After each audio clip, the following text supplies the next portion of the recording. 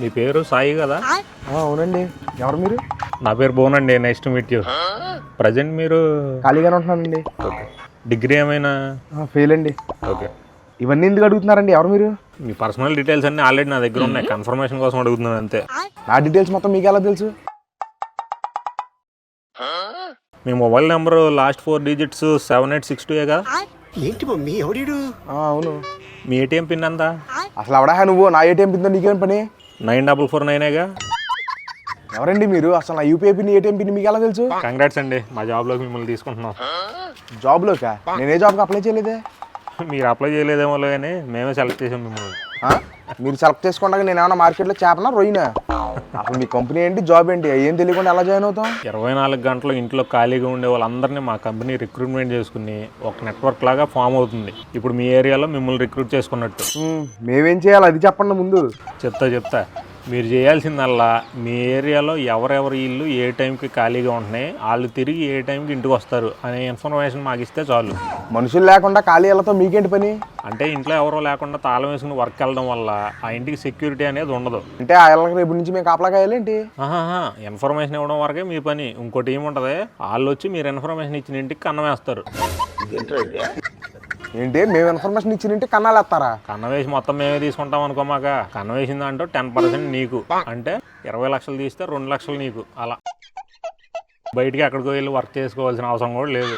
మీ ఇంట్లోనే ఉండి మీ area information ఇస్తే చాలు. పని అవ్వగానే నీ అకౌంట్లో డబ్బులు పడిపోతాయి. Work from home. ఎలా కనబడుతున్నారా నీ కంటికి? ఖాళీగా ఉన్నానని చెప్పి కన్నాలు వేపించి కటకటాల్లో పడేద్దాం అనుకుంటున్నావా? కటకటాల కాకరకాయ ఒక్క క్లూ కూడా దొరకదు ఆ కార్డిటీ. ఈ కౌర్లన్నీ చెప్పుకుంటాక బాగానే ఉంటాయి కానీ పొరపాటున దొరికితే ఏంటి పరిస్థితి? నమ్మట్లేదా? సరిగ్గా 3 నెలల క్రితం 300 గ్రాములు బంగారం, 3 లక్షల క్యాష్ ఇంటి పేపర్లో అన్నీ మాయమైపోయినాయి. ఒక్క క్లూ అన్న దొరికిందా మీ ఇంట్లో? అంటే మన కంపెనీ స్కెచ్ చేస్తే అంత క్లీన్గా ఉంటుంది. నాలాగా జాయిన్ అయిన వాళ్ళు ఇన్ఫర్మేషన్ మొత్తం పోలీసు వాళ్ళకి చెప్పేస్తాయి. ఏం చేస్తాం? నెక్స్ట్ టైం కన్నం వేసినప్పుడు నీ ఫింగర్ ప్రింట్స్ అక్కడ అంటిస్తాం అంతే. నా ఫింగర్ ప్రింట్స్ ఎక్కడ అయ్యారా నీకు?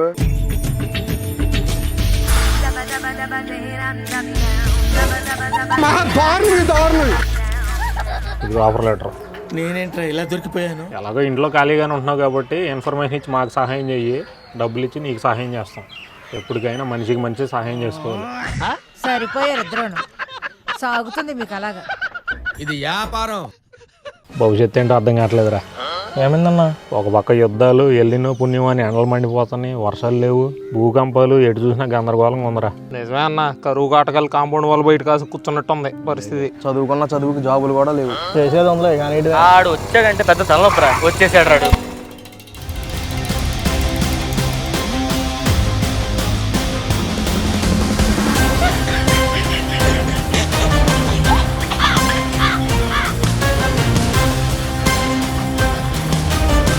Corona returns. అవును, కోవిడ్ మళ్లీ ఎంట్రీ ఇచ్చింది. కేసులు పెరుగుతున్నాయి, మరణాలు నమోదవుతున్నాయి. వైరస్ మరోసారి టెన్షన్ పుట్టిస్తోంది. ఏపీ వాసులారా మరింత అప్రమత్తంగా ఉండండి.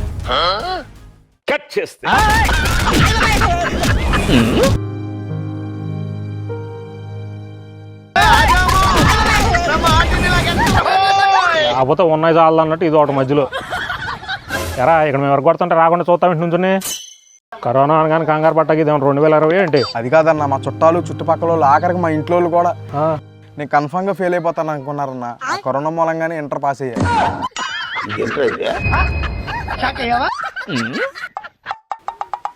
ఇంకేంటి ఆలోచిస్తున్నావు? బీటెక్ లో బ్యాక్లాగ్స్ ఉన్నాయన్న. పాస్ చేయడానికి మళ్ళీ వచ్చిందేమో, సప్లీ కట్టేస్తే అయిపోద్దా అని ఆలోచిస్తున్నా. చదువుకున్న చదువుకి జాబులు కూడా లేవు. కొట్టాల్సిన దాని కాదురా నిన్ను.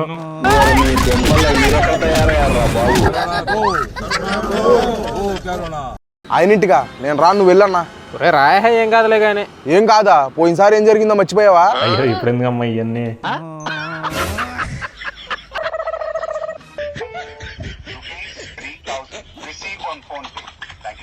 మన బండి తాళం తీసుకునే మన దగ్గర 3000 కట్టించుకున్నాడు. తీసుకెళ్లిన స్వీట్లకి ఏమో వెయిట్ చూసుకున్నాడు. అంత జరిగాక బుద్ధి ఉన్నాడు ఎవరన్నా వెళ్తాడా? బుద్ధి ఒక్కటే ఉంటే నేను కూడా వెళ్ళేవాడిని కాదు. బుద్ధితో పాటు బంధుత్వం కూడా ఉంది. వెళ్ళక తప్పదు. పద. ఇంతకీ ఏమైందన్న ఆయనకి? ఆ కింద పడి చెయ్యి ఎరిగిందంటారా పాపం. పాపమా? పోన్లే పాపని పలకృతానికి వెళ్తే పళ్ళు పీకి చేతిలో పెట్టే రకం ఆయన.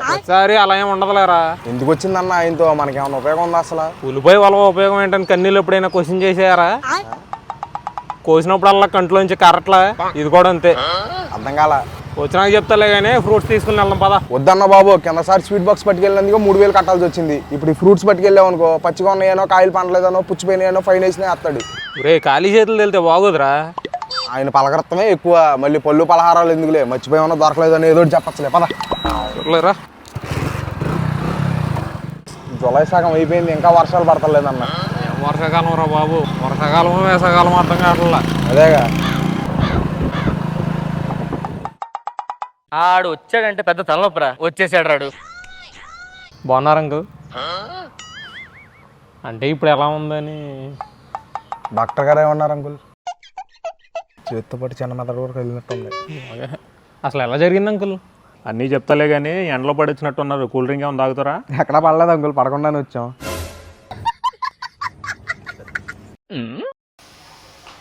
వీడియో చూడండి. నమస్కారం. తడిసిన నేల నడిసే కాలు రెండింటికి పడదన్నట్టు తడిసిన నేల మీద నడుస్తూ కాలు జారి పడ్డాను. దాని ఫలితమే చేతికి కట్టు. అయినా కాలు జారి పడితే చేతికి కట్టు కడతాం ఏంటి అంకుల్? కామెడీ కాకపోతేను. ఎంతకీ ఈ వీడియో ఏంటండి? ఈ వీడియో ఏంటని మీకు డౌట్ రావచ్చు. వచ్చిన ప్రతి ఒక్కరికి చెప్పి నోరు ఎండిపోతుంది. అందుకని ఈ వీడియో రికార్డ్ చేసి పెట్టాను. బోన్ విరిగిందా చిట్లిందా అంకుల్? బోన్ కొంచెం చిట్లింది అంతే, కంగారు పడాల్సిందేం లేదు. ఎన్ని రోజులు పడుతుంది అన్నారు డాక్టర్ గారు? ఒక నెల రోజులైనా రెస్ట్ తీసుకుంటే తగ్గిపోతుందని చెప్పారు డాక్టర్ గారు. వాళ్ళండి అదృష్టం, ఇంకా తలక దెబ్బ తగలలేదు. అదృష్టం తలక తగలలేదు అని కొందరు తలకాయ లేని వాళ్ళు అంటూ ఉంటారు. కానీ నిజానికి అదృష్టం ఉంటే అసలు ఈ చెయ్యే విరిగేది కాదు. నన్ను పలకరించడానికి వచ్చిన మీ వల్ల రెస్ట్ తీసుకోవాల్సిన నేను లేచి మీ దగ్గరికి వచ్చి కూర్చోవాల్సి వచ్చింది. కాబట్టి నా కోసం ఫ్రూట్స్ ఏమన్నా తెస్తే అవి ఇచ్చేసి, చదివింపులు ఏమన్నా చదివిద్దాం అనుకుంటే అవి చదివిచ్చేసి సెలవు తీసుకోవాల్సిందిగా కోరుకుంటున్నాను. Thank you so much.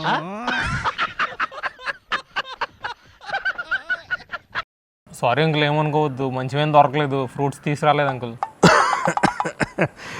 భలేవాడు నాన్న, మీకంటే ముందు వచ్చిన వాళ్ళు ఫ్రూట్స్ తెచ్చారు. ఎన్నెండా యాపిల్సే. అరే వెళ్ళి యాపిల్స్ తీసుకురా. అయ్యో మాకెందుకు అంకుల్, ఉంచండి మీరు కానండి. పర్లేదమ్మా, ఎలా వచ్చారో అలా పంపిస్తాను. ఏంటి తీసుకోండి. మొహమాట ఎందుకు ఎత్తండి? Thanks uncle. 650 రూపాయలు ఫోన్పే చేసేయండి అమ్మా. ఏం మాట్లాడుతున్నావు? అయ్యో అంకుల్, నేను యాపిల్స్ తిన్నా అంకుల్, మీ దగ్గర ఉంచండి, మీరు తినండి. ఇవి మీకు కదమ్మా, నాకే.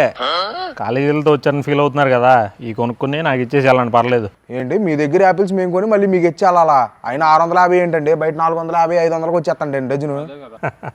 అదే, నా దగ్గర ఉన్న యాపిల్స్ కొంటే మీకు టైము పెట్రోల్తో పాటు మోసుకొచ్చే శ్రమ కూడా లేకుండా పోద్ది. అందుకు నేను పోతానన్నయ్య, నేను పోతాను. నాకు ఇది వద్దు, వద్దన్నయ్య. సరే అంకుల్, థ్యాంక్స్ అమ్మా నా కోసం ఫ్రూట్స్ తెచ్చినందుకు. చూసారా సార్ డబుల్ యాక్షన్? అవును, నాకు డౌట్ అంకుల్, చాలా మంది ఫ్రూట్స్ తెచ్చిస్తూ ఉంటారు కదా, అవన్నీ మీరే తింటున్నారా? అన్ని ఫ్రూట్స్ నేను ఎక్కడ తింటానమ్మా.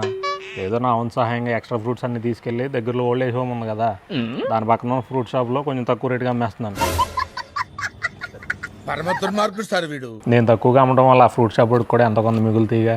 ఎప్పటికైనా మనిషికి మనిషి సహాయం చేసుకోవాలి. ఆ ఒక్క మాటతో లేచి 2 జేబుల్లో చేతులు పెట్టుకుని నడుచుకుంటూ వెళ్ళిపోతున్నాను. నేను ఎక్కడికి వెళ్తాను కూడా నాకు తెలియదు. డాక్టర్ గారు, మా అన్నని మీరే కాపాడాలండి. కంగారు పడమాకండి, వచ్చి కూర్చోండి. చెప్పండి, ఏంటి సమస్య? ఇద్దరులో ఎవరు చెప్పినా పర్లేదా సార్? పేషెంట్ ఎవరు? నేనే సార్. చెప్పండి, ఏమైంది? నేను కొంచెం రీల్స్ చూస్తూ ఉంటాను సార్. అందరూ చూస్తారు, దాంట్లో ఏముంది? అంటే ఈయన కొంచెం ఎక్కువ చూస్తారు సార్. ఎక్కువ అంటే బ్రష్ చేసేటప్పుడు, తినేటప్పుడు, బయటికి వెళ్ళినప్పుడు, ఫ్రెండ్స్ని కలిసినప్పుడు, అసలు పొద్దున్న లేచిన దగ్గర నుంచి రీల్స్ చూస్తూనే ఉంటాడు సార్. ఏమయ్యా, బుద్ధి ఉందా నీకు? అంతసేపు ఆపకుండా చూసే బదులు మధ్య మధ్యలో లైక్లు అన్న కొట్టచ్చుగా. సరే, టాబ్లెట్స్ ఇస్తూ ఉండండి. ఇంకే సమస్య అది కాదు సార్. మరి పర్లేదు మొహమాట చెప్పు.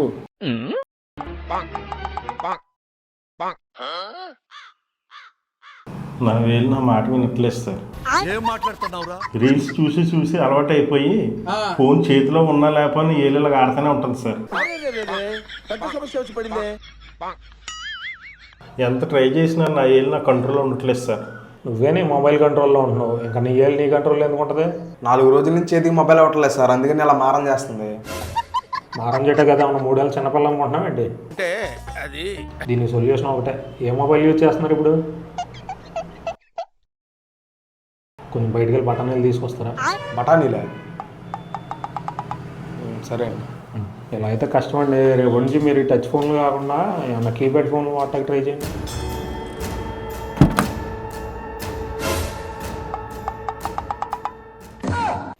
ఏంటి మమ్మీ ఎవడు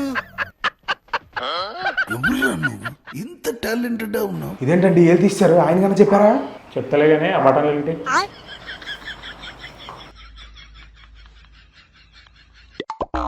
చెప్పు ఒప్పొచ్చడం కంటే ఇంజక్షన్ ఇచ్చి పడుకోబెట్టడం ఈజీ కదా.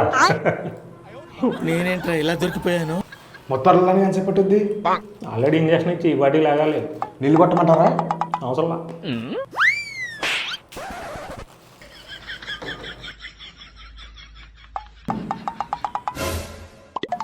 నా ఏలేది నా ఏలేదంటే మాట్లాడవారా? ఏంటి మాట్లాడేది? ఎన్నిసార్లు చెప్పినా అన్నావా? ఏళ్ళు తీసేదాకా తెచ్చుకున్నావు. ఏళ్ళు తీసేయడం ఏంట్రా? ఇప్పుడు నేను అలా సర్లే పోతే పందులు ఇంకోటి ఉందగా. ఇదన్నా పెన్నా పెన్సిలా ఒకటి పోతా ఒకటి ఉందనుకోటాకి. నా ఏళ్ళు నాకు కావాలంతే. అది ఏలనుకుంటున్నాం, ఏరు శనక్కాయ అనుకుంటున్నావా? కావాలని అనుకున్నాటాకి. కీప్యాడ్ ఫోన్ వాడతామని అడిగా, నా వల్ల కాదన్నాడు. మరి తప్ప వేరే దారి లేదు. అది కదండి, నా చేతికి వేలు లేకపోతే ఎలా? ఏలు పట్టుకుని అలాడతాం ఎందుకయ్యా? గొంతులో ప్రాణం పోవడం కంటే చేతికి ఏలు లేకపోవడం బెటర్ కదా. తీసుకెళ్ళు. ఆ ఒక్క మాటతో ఇంటికి పద, నీ పని చెప్పినా ఇగో మీ ఓడేలు వెళ్తా వెళ్తా బయట కుక్క ఉంటుంది, దానికి వేసి వెళ్ళిపోండి. మీ దుంపలు మీరెక్కడ తయారయ్యారా బాబు? మేము వీడియో స్టార్ట్ చేసి సంవత్సరం అవుతుంది. ఈ 1 year జర్నీలో మేము ఎంటర్టైన్మెంట్ వీడియోస్తో పాటు కొన్ని బిజినెస్ ప్రమోషన్ వీడియోస్ కూడా చేసాం. వీటి నుంచి మాకు దగ్గర 1 lakh రూపీస్ అయితే వచ్చినాయి. ఈ డబ్బులతో వచ్చే నెలలో రిలీజ్ అవుతున్న యాపిల్ ఐఫోన్ లేటెస్ట్ మోడల్ కొని మీ అందరి కోసం ఇంకా బెటర్ క్వాలిటీ కంటెంట్ వీడియోస్ తీయడానికి ప్రయత్నిస్తాం అని చెప్తా అనుకుంటున్నారా? కాదు, మేము ఈ డబ్బులను ఆల్రెడీ కొన్ని నెలలుగా ఖర్చు పెడుతూ వస్తున్నాం. మేము ఎలా ఖర్చు పెట్టాము, దేనికి ఖర్చు పెట్టాము అనేది ఈ వీడియోలో చూసేద్దాం.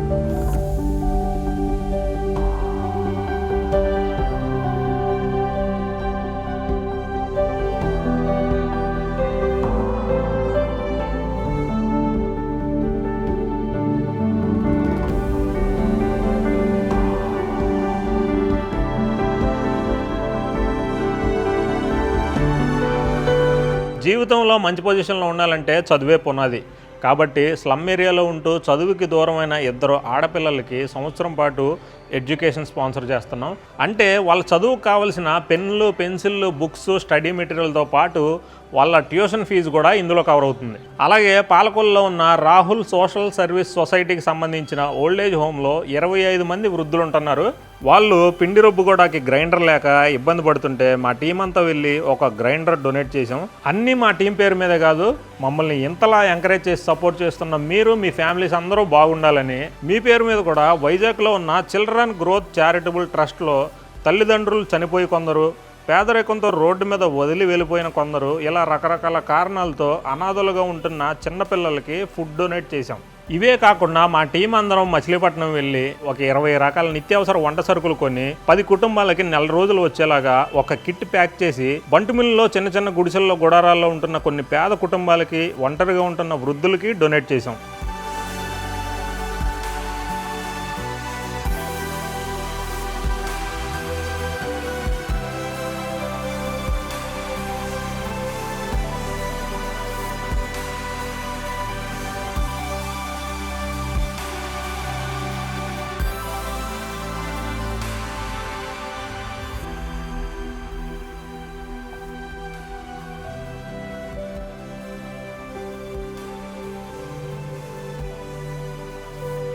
ఇదంతా ఎందుకు చేసామంటే మీకు ఆల్రెడీ తెలుసు, ఎప్పటికైనా మనిషి సహాయం చేసుకోవాలి కదా సార్. మీ ఎంకరేజ్మెంట్కి, సపోర్ట్కి నేనైతే మనస్ఫూర్తిగా థ్యాంక్స్ చెప్తున్నాను. ఈ వీడియో ఏదో గొప్పలు చెప్పుకోవడానికి చేయట్లేదు, లవ్ అండ్ కైండ్నెస్ స్ప్రెడ్ అవ్వాలి, ఒకలో ఇద్దరో ఈ వీడియో చూసి ఇన్స్పైర్ అవుతారనే ఉద్దేశంతో మాత్రమే చేస్తున్నాం. ఇప్పుడు ఇవన్నీ చూపించి మీ అందరి మీద ప్రమోషన్స్ వాయిచ్చేద్దాం అనే ఉద్దేశం అయితే లేదు. ఎప్పుడైనా 1-2 ప్రమోషన్ వీడియోస్ చేసినా ఆ అమౌంట్ కూడా ఇలాంటి సేవా కార్యక్రమాలకే వాడతామని అయితే ఖచ్చితంగా చెప్తున్నాను.